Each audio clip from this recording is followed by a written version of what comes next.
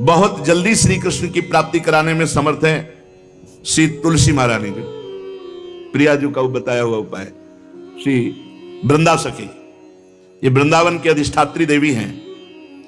ये वृंदावन की पूरी व्यवस्था को देखती हैं। प्यारे जो के नित्य केली की व्यवस्था करती हैं और इनकी कृपा के बिना कोई वृंदावन में प्रवेश नहीं कर सकता। ये हमारी प्यारी जो की प्रिय सखी वृंदा सखी श्री तुलसी महारानी जी। चंद्रानना सखी ने कहा कि परम सौभाग्यदम राधे महापुण्यम वरप्रदम श्री कृष्ण श्यापि लभ्यर्थम, उनका तुलसी सेवनम मतम। मेरे मत में यदि तुलसी जी की सेवा की जाए, तुलसी जी का यदि स्पर्श हो जाता है, तुलसी जी का नाम कीर्तन किया जाता है, तुलसी जी को प्रणाम किया जाता है, तुलसी जी का वृक्ष लगाया जाता है, तुलसी जी को जल अर्पित किया जाता है और तुलसी दल से नित्य भगवत सेवा की जाए, तो बहुत जल्दी श्री कृष्ण प्रसन्न हो जाते हैं।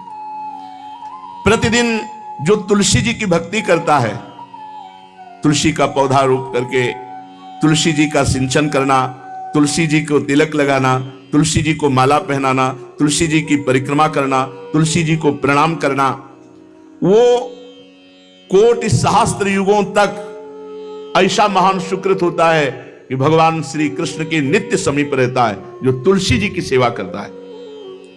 जब तक मनुष्य की लगाई हुई तुलसी की शाखा प्रशाखा बीज पुष्प सुंदर दल से तुलसी जी सुशोभित होती है, तब तक हजारों कल्पों में श्री हरिधाम में रहते हुए उसका कभी पुण्य नष्ट नहीं होता।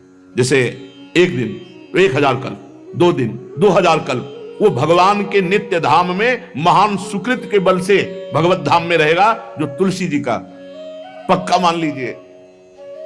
जब स्वयं में थे तो तुलसी जी रोपण करके तुलसी जी का एक वन लगाया था और रोज नवीन नवीन मंजरी तुलसी दल लेकर प्रभु के चरणों में, कहीं ना कहीं तुलसी जी की कृपा हुई। वृंदावन, ये वृंदा अधिष्ठात्री देवी वृंदावन की है, इनकी कृपा के बिना। हे चंद्रादने, संपूर्ण पत्रों और पुष्पों को जो उतार करके सम्मान पूर्वक पहले प्रार्थना करनी चाहिए। हे वृंदा देवी, हे तुलसी जी, भगवान श्री हरि की पूजा के लिए या प्रियाजू की पूजा के लिए हम आपके कुछ मंजरी कुछ दल लेकर के सेवा करना चाहते हैं, आप कृपा करके मुझे दीजिए और फिर उतार लें। ऐसे नोचना नहीं, बहुत सम्मान से बहुत प्यार से, तो तुलसी जी प्रसन्न होते हैं। जो मनुष्य तुलसी दल से श्री हरि की पूजा करता है, कोई भी पाप उसका स्पर्श नहीं कर सकता। पूर्व में किया हुआ कोई भी पाप उसको दंड नहीं मिलेगा जो तुलसी जी की आराधना नित्य करता है। अब इतना जल भी ना चढ़ा दे, माल पुण्य हो जाए और तुलसी जी अंतर ध्यान अनुकूल जल, जैसे मान लो गमले पे हैं तो इतना बड़ा तांबे का रोज उससे चढ़ा, अब भर के लोटा चढ़ा दोगे 2-4 दिन में अंतर ध्यान हो जाएंगे तुलसी जी। बहुत विवेक से जरूरत है, मतलब भारी पुण्य होगा। अब इतना बड़ा लोटा रोज जल चढ़ाओगे तो 2-4 दिन में पीली होके अंतर ध्यान हो जाएंगे। इतना जल, अनुकूल जल चाहिए। एक तांबे का छोटा सा लिया, ऐसे रोज डालो, उसमें कोई फर्क नहीं, और गमला उठाकर धूप में विराजमान करो। सेवा का मतलब क्या है? जो तुलसी जी को जल अर्पित करके तुलसी जी की सेवा करता है, हरि चिंतन करता है, कभी कोई पाप उसका स्पर्श नहीं कर सकता। 100 भार सोना, 400 भार चांदी का जो दान करने का फल होता है, वो एक तुलसी दल उतार जो अपने द्वारा लगाई हुई तुलसी दल, वो हरि के चरणों में अर्पित करो। ये 100 भार सोना और चांदी बराबरी नहीं हो सकती। कितना महत्व है। जो रोज तुलसी दल चयन कर, द्वादशी को ना चयन करे, द्वादशी को मतलब बहुत बड़ा अपराध लगता है तुलसी दल का, इस मतलब तुलसी के वृक्ष का भी स्पर्श न करे। प्रणाम नमस्कार दूर से, एक भी दल नहीं टूटना चाहिए। द्वादशी को ऐसा हमने महापुरुषों से सुना है कि मंजरी और पत्र उतारना ये ठीक नहीं, बिल्कुल नहीं ठीक है। ब्रह्म हत्या का फल लगता है, अगर जो पाप लगता है अगर कोई द्वादशी को तुलसी चयन, बहुत सावधानी से। जिसके घर में तुलसी का बगीचा होता है, कई पौधे होते हैं, उसको कहीं तीर्थ जाने की जरूरत नहीं, उसका घर तीर्थ है जिसके घर में तुलसी के पौधे हैं। और यमराज कभी उस घर में किसी भी मरने वाले को लेने नहीं आएंगे जिसके घर में तुलसी। लगा लो भैया तुलसी लगा लो घर में, काहे कोई यमराज को आने दोगे? सबके घर में तुलसी। कितना सुंदर पहले था। घर में आंगन होते थे, आंगन में एक बहुत बड़ा, और फिर उसमें तुलसी जी, और फिर उसमें 2-4 नर्मदेश्वर और शालिग्राम ऐसे, और फिर घर का हर व्यक्ति जल चढ़ाना, प्रणाम करना, नमस्कार करना, 4 पर। कितनी पवित्र पद्धतियां हमारी थी। जब रसोई बने पहली गाय के लिए, फिर कुछ पक्षियों के लिए, फिर कोई संत महात्मा, कोई भिक्षु, ऐसा कितना पवित्र व्यवहार। अभी यहाँ जैसे हमने देखा है, ये रसोई बन रही ना, तो धुआं नहीं खत्म होने पाता, वो ही सब अपवित्र किए हुए हैं, राक्षसी बुद्धि आती चली जा रही। तुलसी जी, ये भागवती को वस्तु हमें लगता है बालकनी तो होती है, बढ़िया बालकनी में एक ऐसा उठाने धरने वाला स्टैंड लोहे का रखो कि तुलसी जी को विराजमान कर दो। जिसके घर में तुलसी जी विराजमान होती है, उसके घर में यमराज कभी नहीं जाते। जो तुलसी जी का सेवन करता है, उसकी सारी कामनाएं तुलसी जी पूर्ण कर देती है। तुलसी जी को लगाना, तुलसी जी का पालन करना, तुलसी जी को सिंचन करना, तुलसी जी का दर्शन करना, तुलसी जी का स्पर्श करना, मनुष्य के द्वारा जो मन, वाणी और शरीर से पाप हो गए, सबको तुलसी महारानी क्षमा कर देती है, दग्ध कर देती है। पुष्कर आदि तीर्थ, गंगा आदि परम पावन नदियां, ये सब जो स्नान आदि, अवगाहन आदि करने का फल देते हैं, वो केवल तुलसी जी घर में विराजमान है, उसको फल मिल जाएगा। कितने बढ़िया। जो तुलसी जी की नवीन मंजरी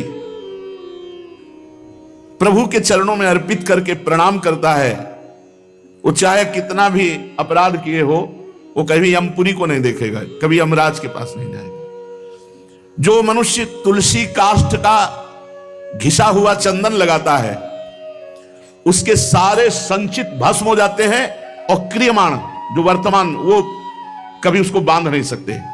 तुलसी जी का काष्ठ का घिसा हुआ चंदन। जिसके घर में तुलसी की छाया होती है, वहां पितरों को अपने आप कल्याण प्राप्त हो जाता है। जो श्राद्ध करने से लाभ मिलता है पितरों को, घर में तुलसी लगा के, जो तुलसी की छाया, बड़ा वृक्ष, पितरों को तृप्ति मिलती है।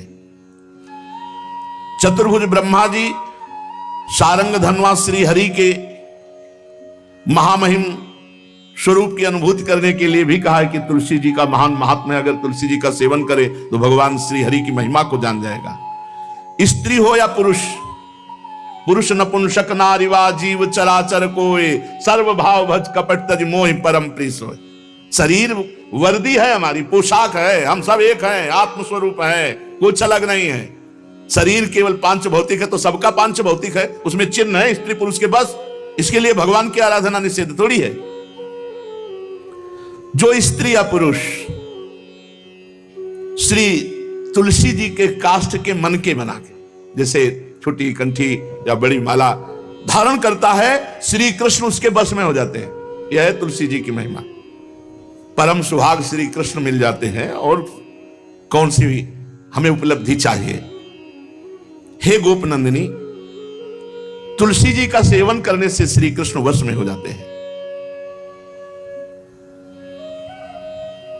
जो तुलसी की माला से नाम जप करता है, काउंटर वाली बात तो स्मृति के लिए भाई है, हम निषेध नहीं करते, नहीं बहुतों के भजन बंद हो जाएंगे, पर हम इतनी महिमा जरूर बता देते हैं कि तुलसी माला से जो नाम जप किया जाता है, उससे आध्यात्मिक सिद्धि बहुत जल्दी होती है। गुरुदेव भगवान कहते हैं, जो अंगुलियों से रगड़ होती है मन का से, उसमें आध्यात्मिक ऊर्जा शक्ति तुलसी माला से। प्लास्टिक पर भाई करो, निषेध नहीं कह रहे, बंद हो जाएगा वो भी राधा राधा कहना, वो हमें बंद नहीं करना। हम कह रहे हैं तुम जैसे बने वैसे करो, लेकिन माला का बहुत बड़ा प्रभाव है। तुलसी परम पवित्र भगवान श्री हरि की प्रिया, और उनके काष्ठ को जब हम ऐसे ऐसे नाम के साथ, तो विशेष ऊर्जा शक्ति, आध्यात्मिक शक्ति हमें जागृत होती है। हो सके जिनको ऐसा बन सके तो छोटी एक वो आती है सुमिरनी, उसको रख लो, अपनी जेब में रख लो, उससे करो। और नहीं है तो भैया तुम इसी से करो, नाम जप करो, भाव को भाव न खालसो, नाम जपत मंगल दिस दसो। सुंदर सुंदर तुलसी जी के वृक्षों के समीप बैठ करके जो अनुष्ठान किया जाए, वो बहुत लाभदायक। श्रीमद् भागवत का, गोपाल सहस्त्र नाम का कोई भी पाठ तुलसी जी के समीप विराजमान करके किया जाए। आचार्य को बुला करके तुलसी पूजन करना चाहिए। विविध प्रकार के अनुष्ठान, अरे तभी तो सब मंगल होता है। पहले था, हमने देखा है, 4 बजे माताजी दरवाजे के सामने लीपती, रोज का काम। जो पुराने घरों में देहरी के आगे आके 4 बजे लीप करके वहां अपना चौक पूर के दीपक जला, क्या पवित्रताएं थी, क्या मंगल था। जब किसी को निमंत्रण दिया जाता था सबके पैर धोए जाते थे, सुंदर बिछौना बिछा करके और उसमें बैठकर पत्तल और रज के सकोरा कुल्हड़ ऐसे भोजन पाया। कितना पवित्रता, जो हमारी पूर्व पवित्रता थी, धोती कुर्ता चोटी पवित्रता। मान लो अगर बाहर जा रहे तो पैजामा कुर्ता, ऐसे बहुत पवित्र पोशाकें थी, पवित्र आचरण थे, पवित्र खान पान था। घर में जाओ तो एक पवित्रता, एक किसी भी घर में ऐसा नहीं था कि देव मूर्ति न विराजमान हो, किसी भी घर में ऐसा नहीं था तुलसी जी विराजमान न हो, 1-2 गाय जरूर होती थी, पवित्रता। अब तो बड़ा विचित्र, ये भारतीय गौएं जो श्वेत रंग की, जो अरुण रंग की, जो सींग वाली है, वो उनका आप दुग्ध देखिए, दूह कर रख दीजिए, स्वर्णिम कांति छाई मिलेगी। ये हमारी भारतीय पद्धति है, हविष्यान्न, इससे देवताओं का, भगवान का, सबका अभिषेक पूजन होता है। शुद्ध गाय जो हमारी भारतीय है, तीला है उसके जैसे निकला हुआ, वो भगवान ने सेवा की है। हमारे गोविंद भगवान का नाम ही गोविंद, गौओं के इंद्र। भगवान सुबह से निकल जाते थे, शाम तक गौओं को चराते थे। बड़ा असत्य और सत्य का विवेक होने पर साधक को संसार की तरफ से वैराग्य होने लगता है और उसका भजन पुष्ट होने लगता है। और जहां भजन पुष्ट हुआ तो नित्य निरंतर अपने चित्त में भगवान वासुदेव को देखने लगता। चित्त के अधिष्ठात्र देवता भगवान श्री कृष्ण है, वासुदेव। जब चित्त शुद्ध हो जाता है, उसकी पहचान है, न कोई अपना लगता है न कोई पराया लगता है, सब भगवत स्वरूप लगते हैं, अपना पराये का भेद मिट जाता है। जब चित्त शुद्ध होता है तो किसी भी पदार्थ के भोगने की इच्छा उसमें नहीं रह जाती। जब चित्त शुद्ध होता है तो उसका अनुराग केवल परमात्मा और महात्मा में होता है, पूरे संसार में कहीं होता ही नहीं। ये चित्त शुद्धि का लक्षण है। चित्त शुद्धि का उपाय विवेक और निरंतर नाम जप। चित्त शुद्धि का लक्षण राग द्वेष का अभाव, ना कोई अपना ना कोई पराया, और किसी भी विषय भोगने की इच्छा ही नहीं, आसक्ति तो सिर्फ परमात्मा में या महात्मा में। ये राग द्वेष किसे कहते हैं महाराज? जिस मनुष्य के, जिस पदार्थ के, जिस स्थान की ऐसी आसक्ति हो जाए कि इसके बिना जिया नहीं जा रहा, उसे राग कहते हैं। जैसे मां में राग, पिता में राग, पत्नी में राग, पुत्र में राग, धन में राग, मकान में राग, शरीर में राग, बहुत समझना चाहिए हमारा राग हो गया, जिसका बार बार स्मरण आए और बार बार खिंचाव हो हृदय से। जो हमारे ध्यान पथ में प्रभु की शिवा और आ रहा है, वो सब राग का ही किया कराया खेल है। द्वेष, इसमें मूल राग है, जिससे राग होता है उसी से द्वेष होता है। राग नहीं होगा तो द्वेष होगा ही नहीं। जब वो हमारे प्रतिकूल चलने लगता है तो द्वेष हो जाता है। प्रतिकूल पदार्थ, प्रतिकूल वस्तु, प्रतिकूल व्यक्ति, तो हमारा द्वेष हो जाता है। यही राग द्वेष जीव के जन्म मरण की श्रृंखला है और इसका मूल कारण देहाभिमान, अहंकार है। महाराज, साधक को समय किस प्रकार बिताना चाहिए? सबके लिए एक जैसा उपदेश नहीं होगा। पूज्य बाबा बोल रहे हैं, जो गुरु के पास रहते हैं उनको सब समय गुरु की सेवा में लगाकर भगवत स्मृति युक्त जीवन व्यतीत करना चाहिए, और जिनको गुरु का सानिध्य नहीं मिला उनको भजन में अधिक समय लगाना चाहिए। यदि गुरुदेव सेवा के लिए आदेश करें, वही सबसे बड़ा भजन है। यदि वो कह रहे हैं कि बैठकर भजन करो, तो अधिक समय भजन में लगाना चाहिए। अगर गुरुदेव सेवा, तो फिर सेवा ही भजन है। जो गृहस्थ हैं उनको अपनी गृहस्थी के कार्य को गुरु सेवा, भगवत सेवा मानकर करना चाहिए। यदि गुरु जी कुछ स्वीकार करते हैं तो ठीक है, नहीं सर्वस्व गुरु का है, ऐसी भावना करनी चाहिए। विरक्त उपासक को गुरु की अधीनता स्वीकार करनी चाहिए। गुरु की अधीनता से अपने आप सारे पाप, द्वेष, दोष, राग सब नष्ट हो जाता है। सबको यह तो ध्यान रखना है कि भगवती जो हमारी परम करुणामयी स्मृति स्वरूपा है, वो हमारे दिमाग में छाई रहे। महान तेजोमयी निकुंज देवी श्री स्वामिनी महामहिमामयी महारानी लाडली जो भगवती स्मृति ऐसी कृपा करें कि ये हमारी स्मृति में ही बस जाए, कभी स्मृति से दूर ना हो, चाहे हम सेवा परायण हो या एकांत बैठे हो। महाराज भगवान तो हमें दिखते नहीं, तो उनसे प्यार कैसे हो, उनकी शरण कैसे हो? भगवान तुम्हें दिखते नहीं, बड़े आश्चर्य की बात है, ये सब भगवान ही तो है। पूज्य बाबा अब उनकी ब्रह्ममयी दृष्टि है। चलो भगवान नहीं दिखते तो भगवान का नाम, भगवान की महिमा, भगवान के भक्त ये तो दिख रहे हैं, आप इनकी बात मानो, नाम जप करो, भगवान की लीला गुण गाओ, जैसे आदेश होता है वैसे सिद्धांत से चलो, भगवान दिखाई देने लगेंगे। जब तुम्हारे हृदय में शांति, आनंद, किसी के प्रति कोई भी द्वेष नहीं, तो जान लो अब भगवान प्रकाशित होने वाले हैं हृदय में। आनंद भगवान का स्वरूप है, शांति भगवान का, शांताकारम, जो आनंद सिंधु सुख राशि। जो भगवान को देखा नहीं और भगवान की शरण होकर नाम जप करते हैं, भगवान बहुत रीझ जाते हैं उनसे, वो तो देख ही रहे ना। महाराज जी आप बार बार भजन की बात करते हैं, भजन में तो नींद आ जाती है, फिर क्या करें? माला छूट जाती है भजन में। ऐसे बैठे रहो, प्रपंच सोचते रहो, नींद नहीं आएगी।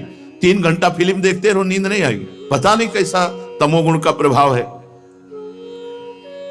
बाबा कहते हैं कि जब नाम जप करने में नींद आने लगे तो जोर जोर से कीर्तन करने लगो। ये एकांत में करना चाहिए, सामूहिक जहां वास हो वहां नहीं करना चाहिए। नहीं पता चले कल मंजीरा लेके 12 बजे से शुरू हो गए तो साधक जो दिनचर्या में है उनको परेशान, मान लो बगल वाले कमरा वाला ध्यान साधक कर रहा है तो फिर आपका अपराध बन जाएगा। यदि आप मंजीरा लेके कीर्तन कर रहे हैं और उसके ध्यान में विक्षेप हो रहा तो अपराध बन जाएगा। इसलिए जो भी साधना करो वो ऐसी करो कि दूसरे साधकों को विक्षेप ना पड़े, अपने कमरे के बाहर आवाज ना जाए। दूसरा उपाय, खड़े होकर जप करो, ये बहुत बढ़िया उपाय है। इस नींद रूपी दुश्मन से लड़ो। ये खड़े होकर भजन करने का अभ्यास गायत्री अनुष्ठान में, नैष्ठिक ब्रह्मचर्य में, क्यों नई अवस्था में नींद ज्यादा सताती है। तो झोपड़ी थी तो खड़े होकर ऐसे झोपड़ी का ऊपर एक रस्सी ऐसे डाल लिए थे और ऐसे पकड़ लेते, कभी एक पैर के बल खड़े है, कभी बाएं पैर, फिर उठा लिया दाएं पैर, और मंत्र में एकाग्रता पूरी जपते हुए बहुत अच्छा लगता। 5-5, 6-6 घंटे, क्योंकि गायत्री का 24 लाख गायत्री का एक पुरस्चरण होता है। भक्त को चाहिए किसी भी स्थिति में भजन के समय में नींद ना आने पावे। बहुत लड़ना पड़ता है, नींद से बहुत लड़ना पड़ता है, एकदम गुस्सा जाते हैं। जैसे बड़ी सावधानी से जप रहे हैं, पता नहीं कब गोल हो गए, माला छूट गया। जब देखा माला छूट गया तो एकदम गुस्सा, अब पूरा माला गया, अब फिर एक से शुरू करना पड़ा। जैसे मान लो आप 99 मनका पे पहुंच चुके हैं और आपका छूट गया तो अनुष्ठान में नहीं माना जाएगा, फिर वहीं से शुरू करो एक से। ये नहीं कि कहीं से भी पकड़ लो, वैसे शुरू करो, ऐसा नहीं। जब अनुष्ठान किया जाता है तो अगर जितने पे छूटा, अब ये काउंटर दिखाने से थोड़ी चलो, काउंटर आज चला है काउंटर में क्या है कि जितना करो उतना छोड़ दो। हमने गुरुदेव भगवान से, ये तो अभी कुछ समय से चला है, ये तो दिखाई नहीं दिया, पहले कभी दिखाई नहीं दिया, अब तो नई रचना है। नहीं तो छोटा माला वो हाँ सुमेरनी जिसे, और बड़ा माला, ये 2 ही थे तो चलाने के लिए। अब ये काउंटर भगवान की कलयुग महाराज की कृपा से आ गया है कि चलो माला नहीं तो इसको अपना पहन। माला से लोगों को शर्म भी लगती है, पूरा माला डाले ऐसे, बोले भगत बनता, इसमें अंगूठी की तरह पहने अपना। बढ़िया है, बढ़िया है, बहुत बढ़िया है। किसी तरह भगवत स्मृति, भगवान नाम जप हो रहा है बहुत, पर इसमें यह सुविधा है कि 50 में छोड़ दिया, छोड़ दिया। माला में नहीं छोड़ सकते। यदि अनुष्ठान चल रहा है तो आप बोल नहीं सकते, छोड़ नहीं सकते। मान लो आप 107 में पहुंच गए और आपने छोड़ दिया तो नहीं माना जाएगा, फिर एक से शुरू करो। अब जैसे आप माला जप रहे हैं गुरु मंत्र की, तो बीच में गुरु मंत्र की माला जपते हुए बोलना नहीं है। जो जैसे 11 माला का अनुष्ठान दिया गया उसमें बोलना नहीं। अगर बोला तो जहां से बोला वो फिर वहां से कैंसिल, फिर वहां से शुरू करो। या फिर उसकी पद्धति है, उस माला को ऐसे करके निकाल के मन का रखो, आचमन करो, भगवान से प्रार्थना करो, अत्यंत आवश्यक होने पर बात करो, फिर प्रणाम करो, फिर उसके नीचे वाली मनका से, जहां से रखा है नीचे वाली मनका से शुरू कर दो। ऐसे नहीं कि ऐसे खड़े बात कर रहे हैं फिर घुमा रहे हैं, तो क्या फर्क पड़ता है? दिमाग में क्या फर्क पड़ता है? कौन सा परिवर्तन हो रहा है? जो हमारी वैदिक सिद्धांत पद्धति है उसी से लाभ प्राप्त होता है। महाराज, जो नींद है उससे लड़ना पड़ता है। भजन करना बहुत ऊंची बात है, इसलिए हमको खड़े हो जाना पड़े, टहलना पड़े, हमें नाम जप करना, हमें मंत्र जप करना। उस समय नींद नहीं आनी चाहिए। अभ्यास बहुत बड़ी ताकत होती है। आंख मूंद के ठीक लक्ष्य पे गोली मार दे जिसका अभ्यास है, और अपने अभ्यास नहीं किए तो कुछ नहीं होने वाला। अभ्यास योग युक्तेन चेतसा नान्यगामिना। आज भी वही दिनचर्या है जो बाल्यावस्था से गुरुजनों ने सिखाई थी, वैसी दिनचर्या।